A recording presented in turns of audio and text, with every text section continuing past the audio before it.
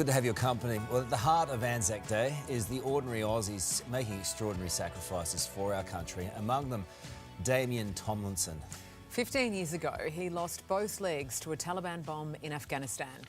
Since then, he's walked the Kokoda track, become an advocate for veterans and a dad. Wow. Damien joins us live now from the Australian War Memorial in Canberra, where he'll make history today.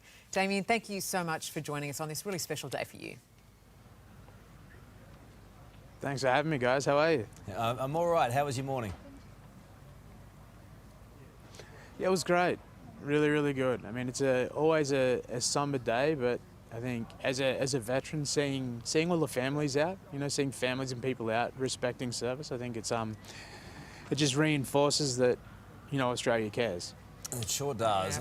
Yeah, You'll be the first non-government figure to deliver the commemorative address at the parade ground. How does that all feel for you? It's wildly nerve-wracking. Don't tell anyone. Try and keep it between us. But I've had a couple of internal freakouts about not getting it wrong. And yeah, I'm really looking forward to the opportunity to stand out there and speak. I mean, it's a challenge. It's something different. So, and I really appreciate, the fact that they're allowing me as someone who's not a general, letting a contemporary veteran who's just a standard punter get up there and have a chat. A lot of pressure, but I'm going to enjoy it, I think. I think you're a bit more than standard, Damien, to say the least. I mean, what you've been through is extraordinary. To think 15 years ago you had that accident. Yeah, it's wild, isn't it? Watching the 15-year anniversary is actually at the start of the month, and you sort of a lot of thoughts and things come flowing back. A lot of great people you have memories of along the way. It's strange, it's weird. Every year that goes by, it still feels like yesterday that my life got to start again. So yeah. A lot of us have grandfathers, great-grandfathers, in whatever capacity were involved in war. You've come back from war. Our grandfathers didn't really like talking about it too much, and you've come home. You're now married with 2 kids. What do you talk to your kids about in relation to things like Anzac Day? We're still at the stage of why Daddy's got robot legs. So we sort of, Daddy was a soldier, and then we do what we can to pay the right respects. I think in time we'll slowly start to drip feed it in. I mean, war in itself is horrible, and we've all got to, I guess, hope that we don't get involved in any more of it. But it's something that without protecting my kids, I still want them to, I guess, understand as they move forward. But they're, overwhelmingly they're proud. It's the cutest thing ever. My little daughter, she'll stand there and salute, and yeah, it's really cool. From a dad's perspective, it's awesome. I don't know how you hold it together in that situation. I don't. I go into a room by myself and I cry. Oh, you're so so you sweet. should. That's the thing. It's about the release, and that special project you're working on as well really does help people tell their stories, doesn't it? Vets through photos.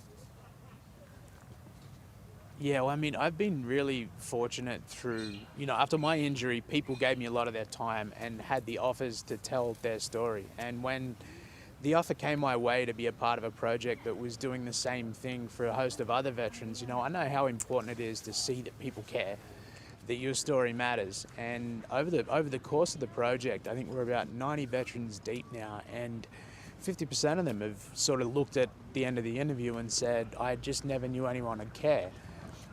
And that moment has made an impact on their recovery. And there's, veteran mental health is a really important thing to me. It's something that I hold close to my heart, and I think I always will moving forward. And having kids, knowing the impact that great people around me had, giving veterans the opportunity to tell their story and then have it recorded and find a home at the Australian War Memorial is something that it means a lot to me to be able to give that opportunity to other veterans. It's a powerful place, and your message is a powerful one. we look forward to seeing you a little bit later on. Welcome back. Well, dedicating your life to the service of your country is the definition of selfless. It truly is remarkable. And our next guest is no exception. Brigadier Fern Thompson, the commander of the 16th Aviation Brigade, kept piloting Chinooks over the Christmas period to help flood-ravaged far north Queensland. Boy, that was a job. And we're pleased to say she joins us now as she takes part in Townsville's Anzac Day commemorations. Thank you so much for your time, Brigadier Thompson. Good morning to you. How has it been today? Good morning, Sarah and Carl. It's been fantastic. A moving dawn service here in Townsville, a beautiful day in North Queensland, and a great day for all our serving members and veterans and community here in North Queensland. Yeah, we've seen really moving ceremonies as every year right across the country, and it is incredible to speak to people like you, Brigadier, because your skills are still helping people today. I mean, over the Christmas period in far north Queensland with those floods, you chose to lead by example and you kept piloting those Chinooks to let your crews take leave. It's incredible. Sarah, I think that most people you talk to today, and when people talk about their service, mateship, looking out for your mates, leaning into the small teams in which we live and thrive, I think is the theme of most of our soldiers. And I suppose that's exactly what I wanted to do, and help out our mates over Christmas. Give some, as you said, let some people take a rest over Christmas, and then, you know, I joined to serve, and even serving the community up here in North Queensland in a time of need is absolutely my purpose in life. So it was really pretty easy to jump in a helicopter and help out. I always find it so reassuring that you are there. Yep. And whenever there's something going on that where the country needs you, you're always there. Where does that service come from? I think it's part of our national identity. I've always had a deep sense of privilege to be part of an amazing community. The Army brings all those, I suppose, those deep values of mine together.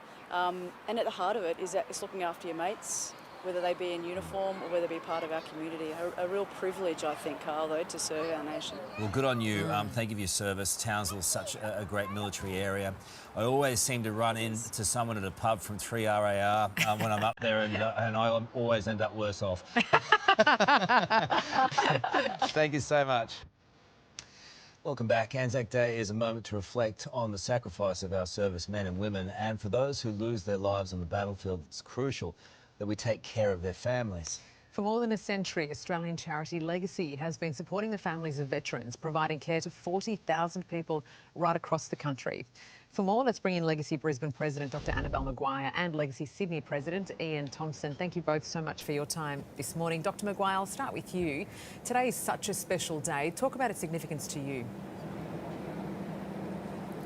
I've been going to dawn services since I was young, like 10, when it was still around the Pool of Remembrance at the Australian War Memorial. For me, I'm married to a veteran. For me, it's about standing with the veterans, past, present, new, and their families, because the families pay a price too for service. They sure do, and I guess we're more aware now of the importance of looking after families. Legacy does such important work. How are you supporting veterans and families? For veterans who've given their life or their health, we have a range of programs that support them, and in particular that we can help widows and widowers sort out things like pensions. We have a youth program, kids camps, where the kids can share their experiences with others who understand and feel the same way. And then we deliver the services that those families need to make sure that they suffer no social or financial hardship because of their partner's service. It's such a significant help for so many. Ian, the annual Operation Rosemary initiative is something that you organise. How is it this year? Well, we're very busy. We had 200 people getting our sprigs of rosemary ready over the last week and a half, and we've got over 300 people out today distributing the rosemary to people at footy games, train stations around here in the city. So it's been a big day for us. How can Aussies get involved in Legacy's efforts? Well, Legacy always needs supporters, so we have our Legacy Week where we ask for donations from the public. We have our website where people can go to and donate to Legacy. So there's plenty of opportunities for people to show their support for Legacy. What's the, for those who don't know out there, what's the significance of the rosemary? Well, it goes back to World War I on the fields of Gallipoli when the servicemen picked the wild rosemary from the slopes of Gallipoli and put it in their lapels to remember their fallen comrades. And so it's a tradition we carry on today, and we hope that I think it's become a symbol for all Australians to remember those who served and sacrificed their lives. Well done to all the work you both do. We really appreciate it. Legacy. It's just awesome. Yeah, Thank it is you. incredible work. Thanks, guys. Hey there, Today fans. Sarah and...